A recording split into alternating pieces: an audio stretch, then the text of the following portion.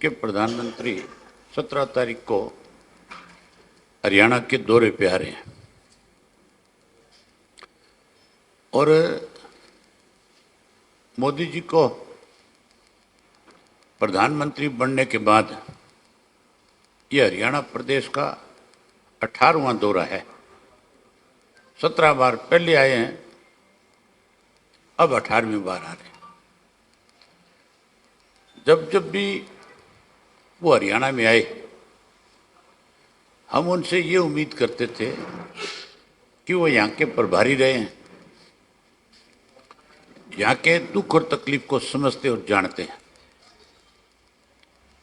विशेष रूप से जब चौटाला साहब चीफ मिनिस्टर थे, उस वक्त मोदी साहब जो है हरियाणा के बीजेपी के प्रभारी थे और चौटाला साहब के चीफ मिनिस्टर रहते हुए 2002 में सुप्रीम कोर्ट से फैसला हरियाणा के हक में आया था SYL को लेकर के। मोदी जी उस वक्त प्रभारी थे तो उनके संज्ञान में है सारी बात को वो बहुत अच्छे से जानते हैं कि SYL हरियाणा के लिए कितनी जरूरी है।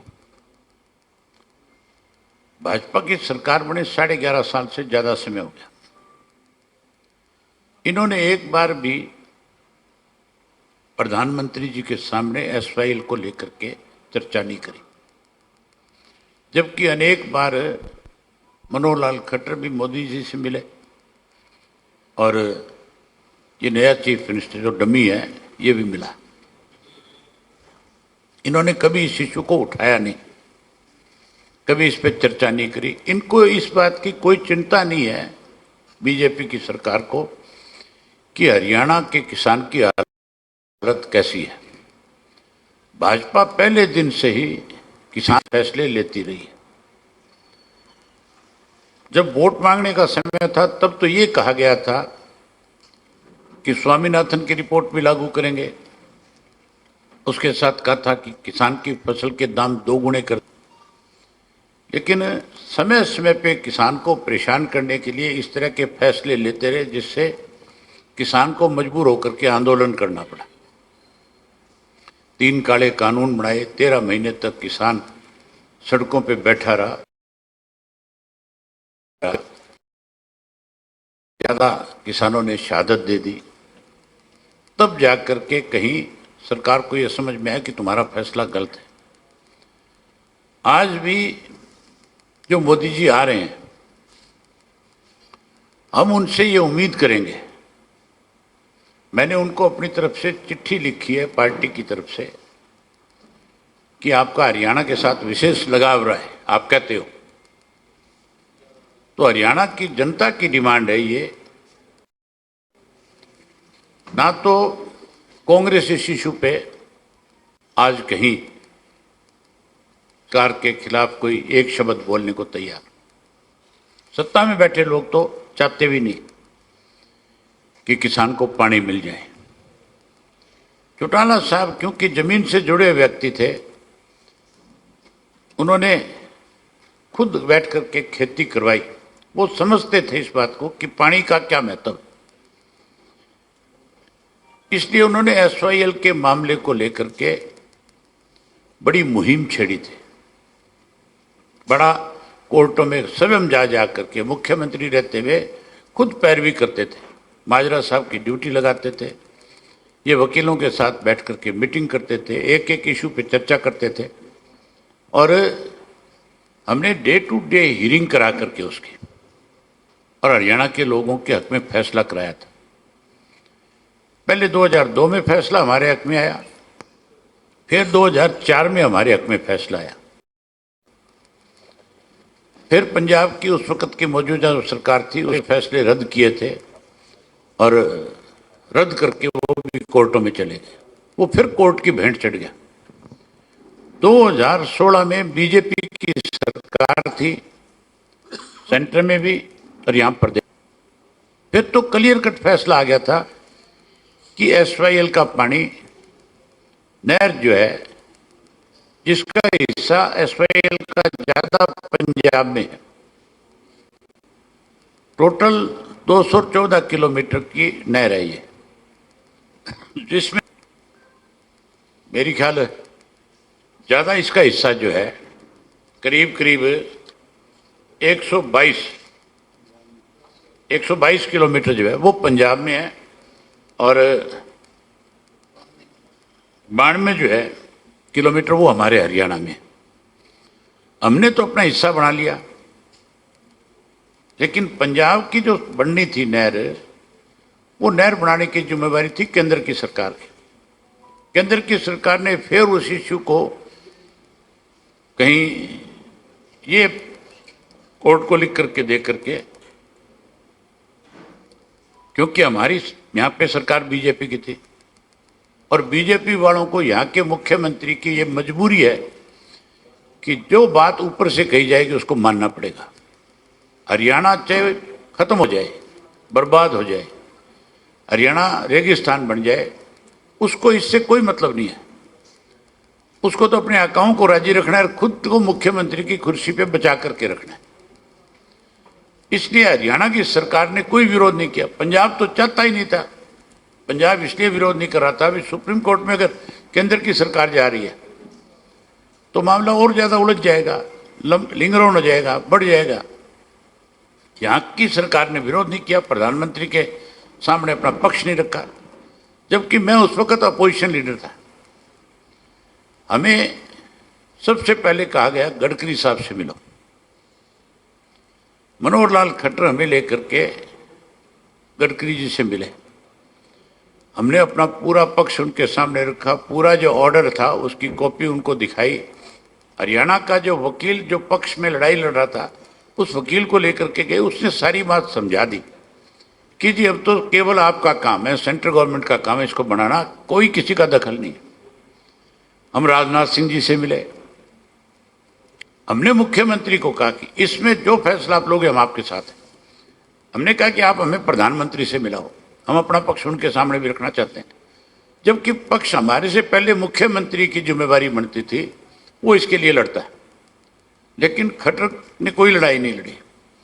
हम इवन राष्ट्रपति से भी मिले, राष्ट्रपति के सामने भी हमने अपना पूरा पक्ष रखा, एक एक तथ्य उनको बताए। राष्ट्रपति जी भी हमारी बात से सहमत थे।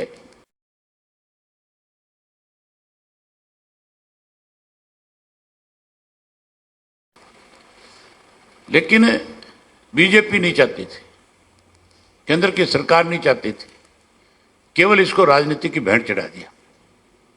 उस राजनीति की भेंट चढ़ने के बाद आज हरियाणा प्रदेश को उसका बड़ा नुकसान हो गया। हरियाणा को एसवाईएल का पानी तो दिया नहीं। जो हमने एक दादूपुर नलवी नहर बनाई थी, उस नलवी नहर का मकसद हमारा ये था बनाने का कि हमारे जो दो जिले हैं, अंबाला और कुरुक्षेत्र और यमुनानगर, इन 3 जिलों के अंदर जब बारिश का पानी बढ़े, यमुना में जल स्तर बढ़े,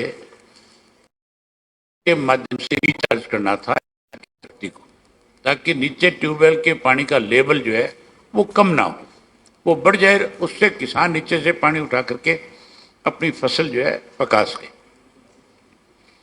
उसकी जमीन एक्वायर हो गई थी, 500 और कुछ करोड़ रुपए में रेट तय हो गया था। उस वक्त जो हाईकोर्ट के जज थे रामेश्वर मलिक जो है, उन्होंने ये कहा था, क्योंकि उसमें कुछ हिस्सा शहर का भी आ रहा था, तो उन्होंने कहा कि इसको टुकड़ों में एक्वायर किया जाए। बहुत सारी जमीन एक्वायर होगी, पैसे दे दिए, दादूपुर नलवी नहर का निर्माण शुरू हो गया।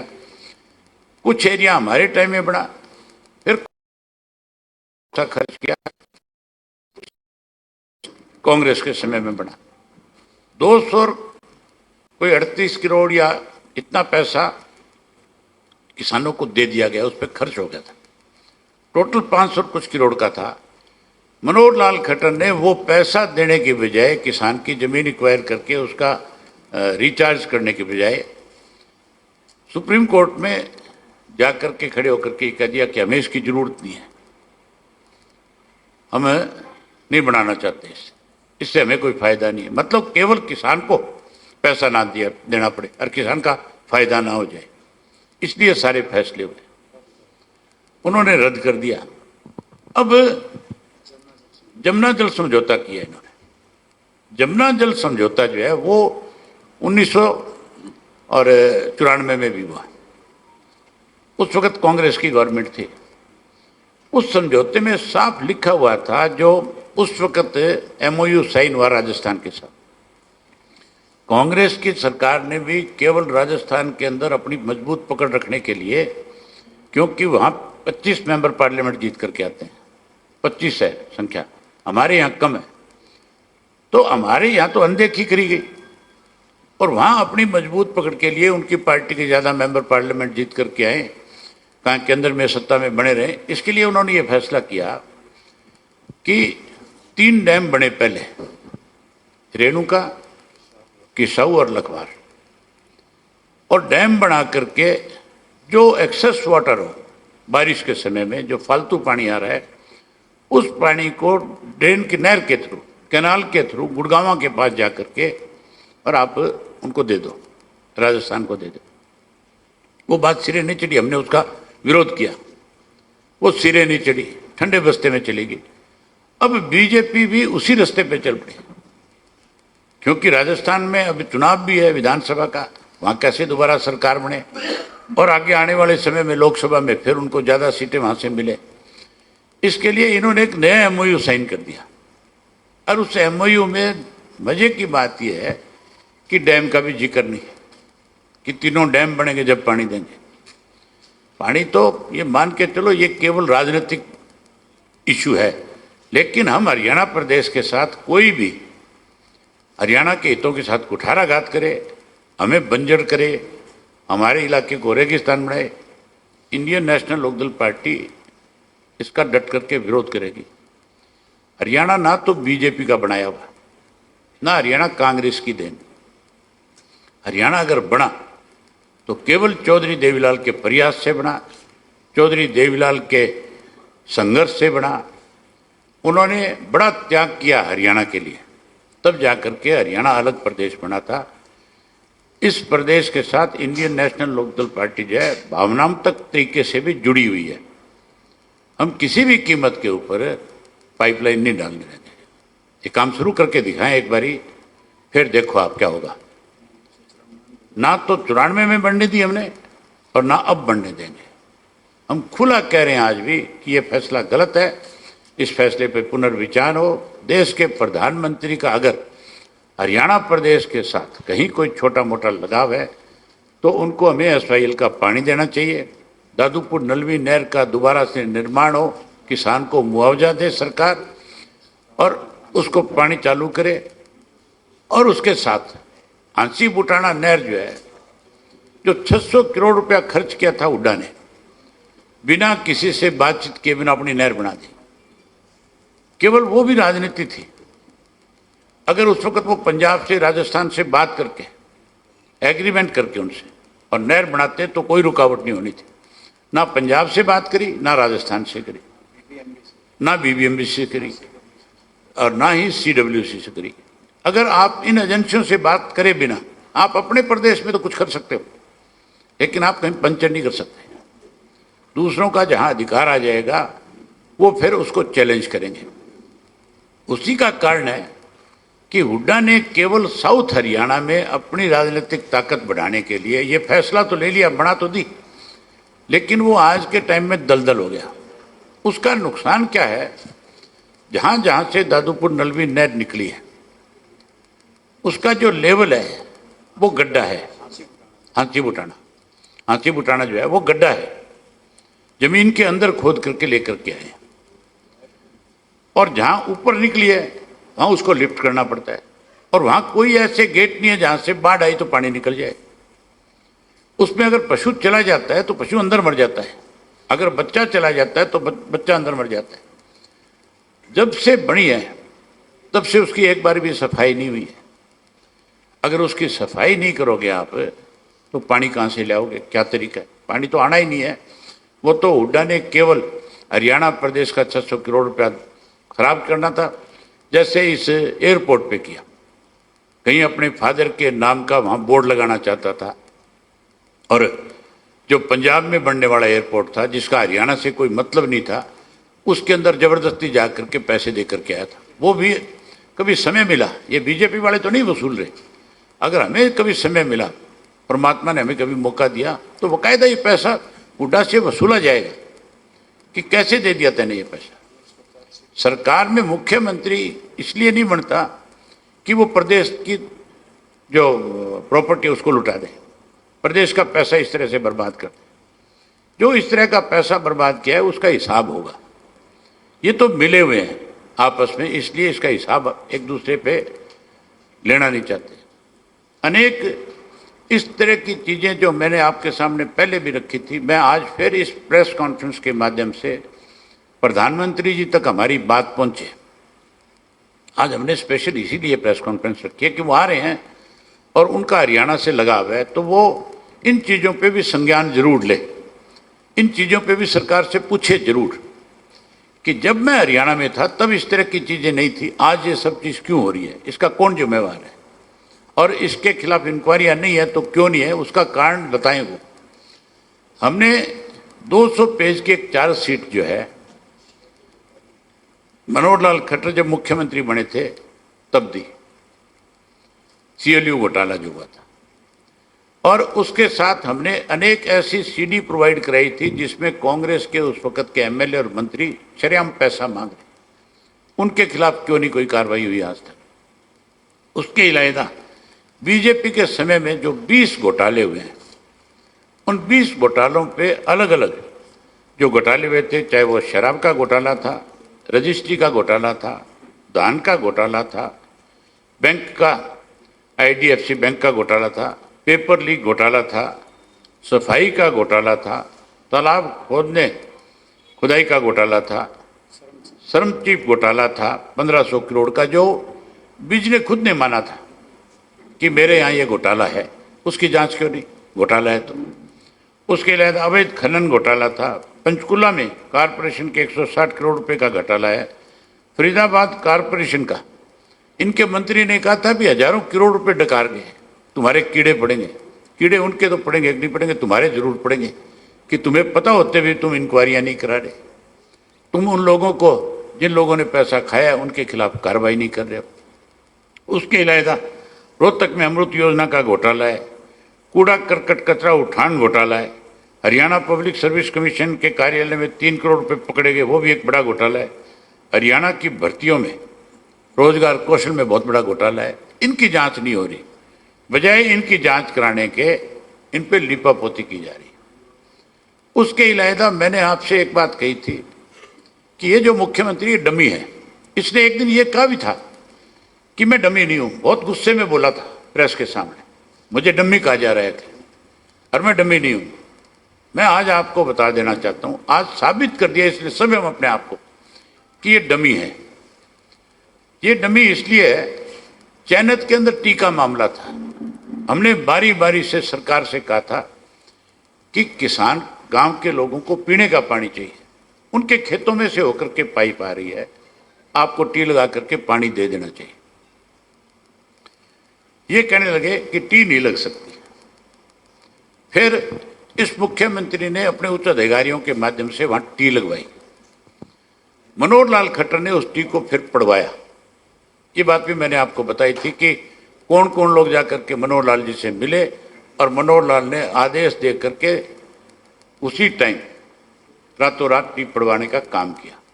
1500 लोगों के खिलाफ पर्चे भी दर्ज किए और बहुत सारे लोगों को गिरफ्तार भी किया। अब जब प्रधानमंत्री आ रहे हैं और ये कह रहे थे हम टी नहीं देंगे, और जब लोगों ने ये कहा कि हम बीजेपी की बसों में बैठ करके जाएंगे, झंडा भी इनका डंडा भी इनका देंगे भी इनके, तब IB ने रिपोर्ट करी ऊपर कि अगर चयनित का फैसला नहीं करोगे तो फिर प्रधानमंत्री का कार्यक्रम रद्द हो सकता है। यह हकीकत है। और जब IB का रिपोर्ट गई और ये कहा गया तो फिर इन्होंने उस गांव के घेराव की बात करी कि हम पुलिस के द्वारा गांव के लोगों को रोक लेंगे, वहां तक नहीं आने देंगे। दोबारा IB ने रिपोर्ट करी, कहा कि एक गांव की बात नहीं, इसमें बहुत सारे गांव और खाप के लोग जुड़े हुए हैं। और लोग अगर वहां पहुंच गए, अगर इस चीज का विरोध हो गया तो फिर ठीक नहीं रहेगा, अच्छा नहीं होगा। आप पहले फैसला करो। मनोहर लाल खट्टर को हिदायत दी गई कि आप जाओ और जाकर के फैसला कराओ। मनोहर लाल खट्टर ने, क्योंकि इसको डमी साबित करना था, कहीं ये आंख दिखाता हुआ छोटी मोटी आजकल, तो इसको डमी साबित करने के लिए मनोहर लाल खट्टर ने सब में हांसी में जाकर के और फैसला कर दिया कि टी लगेगी। ये मुख्यमंत्री कह रहा था ना उन गांव के लोगों को बुला करके यहाँ कि टी नहीं लग सकती, कितना ही पैसा ले लो, गांव का विकास करा लो, नया वाटर वर्क्स बना लो, नई पाइपलाइन ले लो।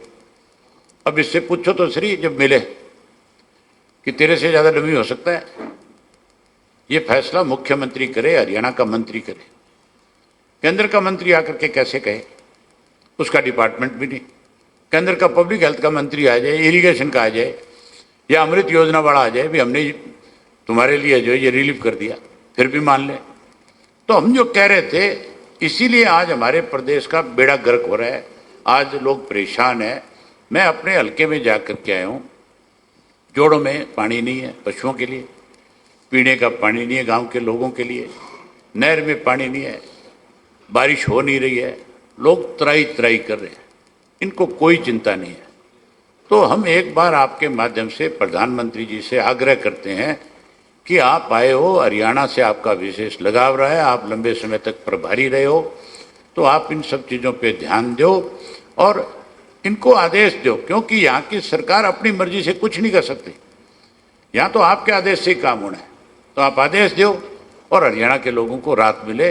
इसके लिए हम आपसे आज हम समय मांगे मिलने का, तो वो तो आप देंगे नहीं, तो हम तो मीडिया के माध्यम से, सोशल मीडिया के माध्यम से आपसे आग्रह कर रहे हैं कि आप ये जल्द फैसला कराओ, ताकि हरियाणा के लोगों को राहत मिले और हमारे SYL का पानी हमें दो, और वो जो राजस्थान के साथ MOU साइन किया उसको रद्द करो और दादूपुर नलवी नहर का दोबारा निर्माण करके रिचार्ज हो यहाँ पे, उसका बंदोबस्त करके थे। इसीलिए आज आप सबको एक बार फिर तकलीफ थी, आप आए, आप सबका बहुत धन्यवाद।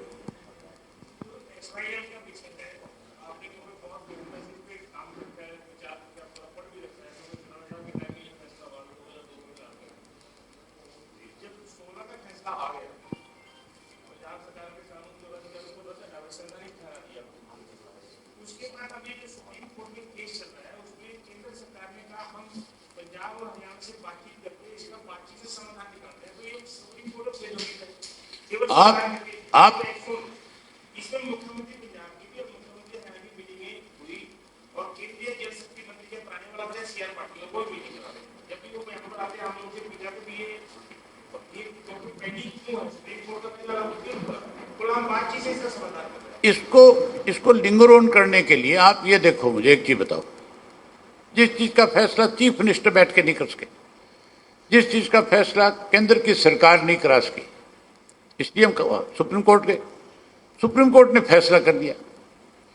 सुप्रीम कोर्ट के फैसले के बाद उसको लिंगर ऑन करने के लिए प्रधानमंत्री केंद्र की सरकार की तरफ से एक सुप्रीम कोर्ट के अंदर एक लिख करके दिया गया एक तरह से कि भी हम इसको बाहर बैठ करके सुलझाना चाहते हैं। बाहर बैठ करके चीफ मिनिस्टर की मीटिंग में तो फैसला नहीं हो रहा, और मंत्री फिर कहता है कि फिर जो अधिकारी है उच्च अधिकारी वो इस पे फैसला कर देंगे। भी जब चीफ मिनिस्टर फैसला नहीं कर सकते, उच्च अधिकारी कहाँ करेंगे, कैसे करेंगे? ये लिंगर ऑन करने का एक माध्यम है। अगर अधिकारियों ने फैसले करने हैं तो फिर सरकारें क्यों बढ़ती है? फिर सरकार का क्या मतलब है?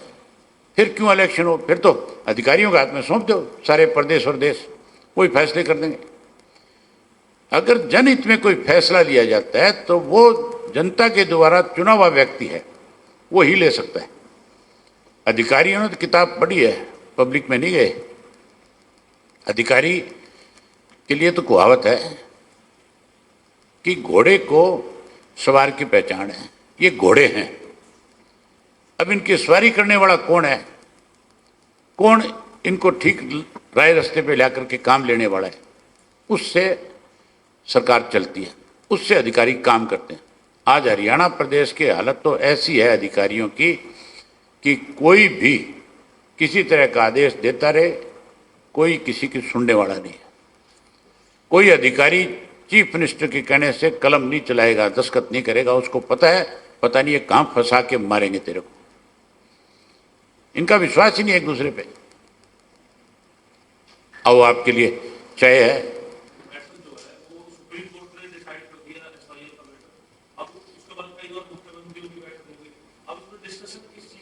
मुख्यमंत्री कहाँ है? मुख्यमंत्री दोनों डमी है। पंजाब वाले को तो केजरीवाल चलाता है और हमारे वाले को मनोहर लाल चलाता है। मनोहर लाल केजरीवाल की मीटिंग करा, फिर जाके कोई फैसला होगा।